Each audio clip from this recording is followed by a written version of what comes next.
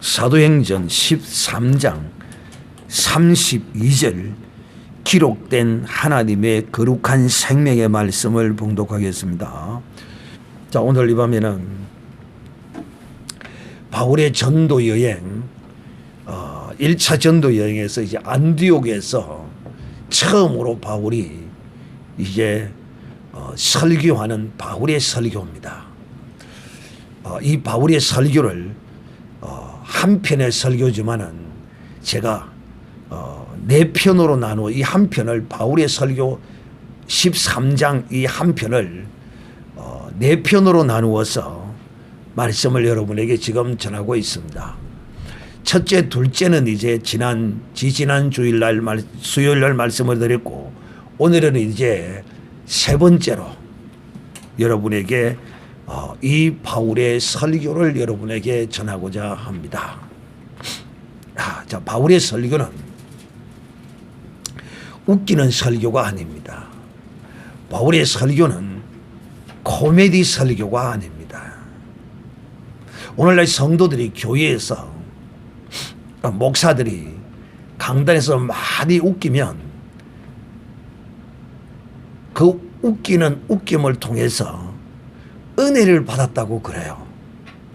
그래서 많이 웃고 나오는, 많이 웃기는 코미디언 같은 목사님이 설교를 마치고 성도들이 얼굴에 하색이 돌고, 그래서 이제 나오는 사람에게 물어봤어요.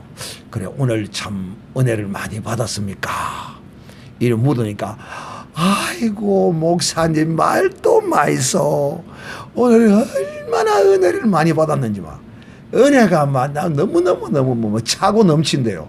그래서 아이고 집사님 그렇게 은혜를 많이 하고 그러면 무슨 은혜를 그리 많이 받았습니까? 그러니까 아이고 목사님이 얼마나 웃기는지 막 너무 오늘 웃어가지고 은혜를 많이 받았다는 게.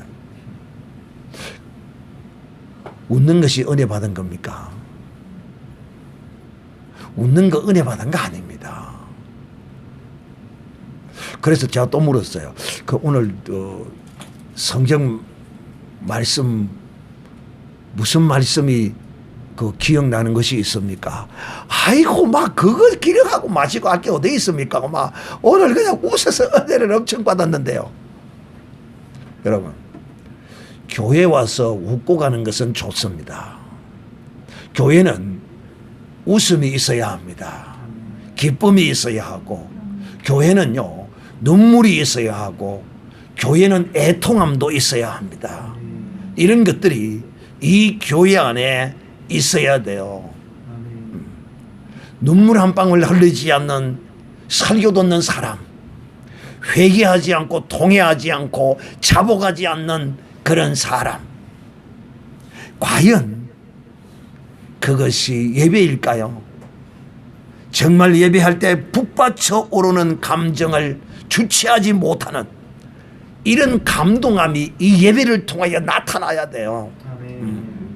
그리고 무엇보다도 기록된 이 하나님의 약속의 생명의 말씀을 들었던 것이 내 생각에 꽂히고 내 심령에 기록이 되어진 이 사람이 은혜 받은 사람입니다. 이 말씀이, 이 기록된 약속의 말씀이 내 심령에 새겨지고 이 말씀을 인하여 내가 감동함을 받고 이 말씀에 붙들림 받은 이것이 바로 은혜 받은 사람입니다. 그러므로 은혜 받은 사람은 뭐 받은 사람이라고요? 말씀 받은 사람이라. 하나님의 말씀을 받은 사람은 뭐 받은 사람이라고요? 은혜 받은 사람이라. 그럼 우리 한번 주고받도록 하겠습니다. 제가 은혜 받았다 하면 여러분 말씀 받았다, 반대로 하면 또 반대로 하고, 은혜 받았다, 말씀 받았다, 은혜 받았다, 말씀 받았다. 그렇습니다. 이 하나님의 말씀을 받아야 은혜 받은 거지. 교회 와서 예배하고 돌아가는 사람이 다른 무엇을 머리에 생각에 마음에 품고 간다면 이 사람은 은혜 받은 사람이 아니라 텔레비에 나오는 코미디언의 코미디 한 프로 듣고 간 것과 똑같은 것이라 하는 것입니다. 제가 왜 오늘 이 밤에 여러분에게 느닷없이 이런 말씀을 여러분에게 지금 하느냐 하면, 이 바울의 설교를 보면 목사들이 어떻게 설교해야 하는가를 바울이 우리에게 정확하게 가르쳐 주고 있다는 것입니다. 볼까요? 우리도 조상들에게 주신 약속을 너희에게 전파하노니, 조상들에게 주신 약속이라는 것입니다. 즉, 이 말이 무슨 말이냐? 지금 바울이 지난 2시간을 통하여, 2일을 통하여 바울의 설교를 여러분에 전한 것이 곧 무엇이었느냐? 하나님이 바로 이 이스라엘 민족의 조상들에게 주신 그 언약의 약속의 말씀을 바울이 그 조상들을 누구에게? 오늘 이 안디옥에 있는 교회들에게 바울이 이것을 전하였다는 것입니다. 그래서 바울은 이 성경에 나오는 모든 하나님의 거룩한 약속을 받은 하나님의 사람들을, 그 가운데 특별히 대표적인 사람을 첫 시간에는 여러분 우리는 다윗을, 하나님의 약속을 받은 이 다윗을 바울이 이 안디옥에 있는 성도들에게 이 복음을 전했습니다. 하나님이 다윗에게 어떤 언약과 약속의 말씀을 주셨습니까? 다윗의 시로 이새의 줄기에서 한 가지가 나오고 라고 하나님이 바로 다윗에게 약속한 그 이새의 줄기에서 나오는 그 메시아 구원주 구주가 바로 예수 그리스도라고 증거한 것입니다. 또 다윗에게 하나님이 어떤 언약의 약속의 말씀을 주셨습니까? 네 씨로 말미암아 네 왕권이 영원하리라. 영원한 왕권의 약속을 하나님이 주셨어요. 그러므로 하나님이 다윗이라는 선지자, 이 이스라엘 민족의 조상 다윗에게 하나님이 어떤 약속을 주셨느냐? 영원히 다스릴 왕. 그래서 우리는 예수 그리스도를 만왕의 왕이요 만주의 주라고 말씀하는 겁니다. 모든 왕들의 왕 되신 이가 바로 예수 그리스도시며, 그 나라와 그 왕권은 영원한 나라요 영원한 왕권입니다. 바울이 지금 하나님이 그런 약속의 주인공이 누구냐? 바로 우리가 지금 증거하고 다니는 예수 그리스도라는 것입니다. 또 두 번째 시간에는 여러분에게 무슨 말씀을 드렸습니까? 바로 세례 요한이라는 것입니다. 이 세례 요한은 마지막 선지자로 하나님이 이 땅에 보내셨는데, 이 세례 요한을 통하여 하나님께서 예수 그리스도를 증거하셨어요. 세례 요한, 그 당대에요, 이 혈통이 어머니도 레위 족속이요 아버지도 레위 족속이라서 이 세례 요한에 관하여 어느 누구도, 또 그의 그 능력이 광야에서 외치며, 또 하나님의 백성들이 이 세례 요한에게 갔을 때 이 세례 요한을 통하여 많은 은혜와 이런 것들을 받았어요. 그리고 이 세례 요한이 요단강에서 세례를 베풀 때에 거기서 예수 그리스도에게 세례를 베푸시고, 이튿날 요단강을 거니시는 주님을 향하여 거기서 세례받고 있는 모든 백성들에게 보라, 세상 죄를 지고 가는 하나님의 어린 양이라고 증거하신 그분이 바로 세례 요한이 증거한 메시아, 우리의 죄를 지고 가시는 그분이 바로 예수 그리스도라고 증거했다라고 하는 것입니다. 그런데 우리의 간원들과 예루살렘에 사는 사람들이 이런 예수를 알아보지 못하고 저들이 십자가에 못 박아 죽였는데 다 성경대로 죽으시고 또 성경대로 다시 살아나셨다. 이것을 지난 시간에 두 편의 말씀으로 여러분에게 요지로 말씀을 드린 것입니다.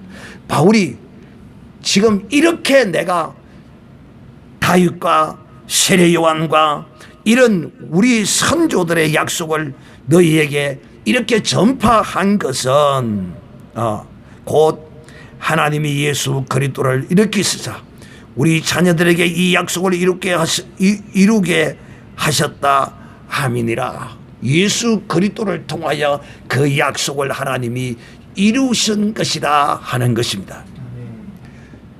그러므로 우리 조상들에게 약속한 그 모든 언약이 예수 그리스도로 말미암아 다 이루어졌다는 것입니다. 그리고 바울은 오늘 이 밤에 우리에게 무엇을 말씀하고 있느냐 하면 예수 그리스도께서 죽으시고 부활하셨는데 예수 그리스도는 그 몸이 썩음을 당치 않았다는 것을 강조하고 있습니다. 참 이것이 뭐 그리 중요한가 라고 생각할 수 있는데 제가 깊이 한번 묵상을 해봤어요. 하나님, 바울이 예수 그리스도께서 몸이 썩지 않은 것에 관하여 그것을 이렇게 중요하게 언급하는 이유가 뭘까요? 라고 내가 깊이 묵상해 봤어요. 그것은 바로 성령께서 나를 감동하시고 인도하시는데 뭐라고 감동하시는가 하면 예수 그리스도가 그 몸이 죽었으나 썩음을 당치 않았다는 이 바울의 증거의 그 중요성이 바로 어디에 있었느냐? 한자입니다. 한자. 뭘까요? 그렇습니다. 죄입니다. 죄. 예수 그리스도는 무엇이 없는 분이라고요? 죄가 없으신 분이라는 거야. 이 죄 때문에 땅에 묻혀서 다 썩어서 다 죽었습니다. 그러나 우리 주 예수 그리스도는 죄가 없으신 분이시기 때문에 이 육신이 썩음을 당치 아니하고 그 거룩한 부활의 영광의 생명의 삼키운 바 되어버린 것입니다. 자, 처음 들으시는 분은 좀 헷갈리지요. 뭐가 헷갈리느냐? 예수님도 우리와 똑같은 육신을 입으셨습니다. 할렐루야. 그런데 이분의 이 육신이 썩지 않았다는 거예요. 그런데 예수님이 부활하셨다는 거야. 그러면 그 육신의 몸은 어디 갔느냐는 거야. 그 육신은 어디 갔느냐는 거야. 이것을 설명하기 위해서는 이 사도 바울의 표현을 빌면 그렇습니다. 이 부활의 생명에 썩지 아니하는 이 육체의 몸이 부활의 생명의 그 몸에 삼키운 바 되어버렸다는 겁니다. 나도 이렇게밖에 표현을 못하겠어. 굳이 우리의 이성적으로 논리적으로 조금 이해를 하기 쉽게 설명을 하자면 이런 것과 같을 수가 있어요. 풀풀 끓는 용광로에 풀풀 끓는 용광로에 물을 한 컵 던져보세요. 그 펄펄 끓는 용광로에 물이 닿기도 전에 어떻게 되겠어요? 없어져 버리는 거예요. 없어져. 우리 주 예수 그리스도는 죄 없으신 분이시기 때문에 이 육체가 썩임을 당하지 않았는데 이것은 하나님이 선지자 다윗을 통하여 약속하신 하나님이 선지자 다윗을 통하여 썩임을 그 몸이 어렵고 거룩한 자의 그 몸이 썩음을 당치 아니하리라고 하나님이 이 다윗을 통하여 약속했는데 다윗은 그렇게 약속한 다윗은 죽어서 썩었으나 예수 그리스도는 썩지 아니하고 이 몸이 영광의 거룩한 몸으로 부활의 몸에 상키움 받았다라고 이렇게 바울이 오늘 이 안디옥에 있는 성도들에게 전가하고 있습니다. 이 썩임을 당치 아니하고 하나님이 살리신 것이다 라고 바울이 전가했습니다. 그러므로 너희가 알 것은, 너희가 이처럼 하나님이 썩임을 당치 아니하고 예수 그리스도를 이렇게 부활하게 하시고 다시 살리신 것은 너희가 이것을 알아라는 것입니다. 이 사람, 바로 하나님이 보내신 예수 그리스도, 이 사람을 힘입어 죄 사함을 너희에게 전하는 것이라는 것입니다. 이 예수가 우리의 죄를 대신하여 십자가에 못 박혀 죽으셨다는 것입니다. 그러므로 예수 그리스도께서 죽으신 것은 많은 사람들이 왜 예수께서 죽었는지 이걸 다 그 시대에 제대로 알지 못했어요. 단지 성령이 임하심으로 예수님의 제자들과 이 사도들에게 성령이 역사하셔서 나타나심으로 예수의 죽으심은 우리의 인류의 죄, 아담 이후로부터 모든 우리가 지은 죄를 십자가에서 도말하시기 위하여, 이 인류의 죄의 문제를 해결하기 위하여 예수께서 십자가에 성경에 기록된 대로 우리의 죄를 짊어지시고 죽으셨다 하는 것입니다. 죄 사함 때문에 예수님이 십자가에 죽으셨다는 것입니다. 하나님이 이 사람 예수에게 모든 죄를 다 담당시키셨다는 것입니다. 또 모세의 율법을 너희가 모세의 율법으로 인하여 너희가 어렵다 하심을 얻지 못하던 모든 일에도 이 사람을 힘입어 믿음을 얻게 하려 하는 것이라. 그렇습니다. 이 지금 안디옥에 있는 이 유대인들은 율법을 지켜야 어려워지는 줄 알고 열심히 율법을 지키려고 애쓰고 아무리 노력해도 613가지인가 뭐 율법이 된다고 그러는데 그 600가지가 넘는 율법을 우리의 이 연약한 육신으로 다 지킬 수가 없어. 그러므로 늘 하나님 앞에 죄의식을 가지고 살아갈 수밖에 없고, 그것뿐입니까? 율법을 못 지킨 것만 뿐이겠어요. 우리는 그야말로 이 죄 가운데서 사는 인생이냐 말이에요. 유대인들은 이 율법을 인하여 저들은 이 율법 때문에 의롭다함을 얻지 못하고 늘 죄 속에 사로잡혀 살았습니다.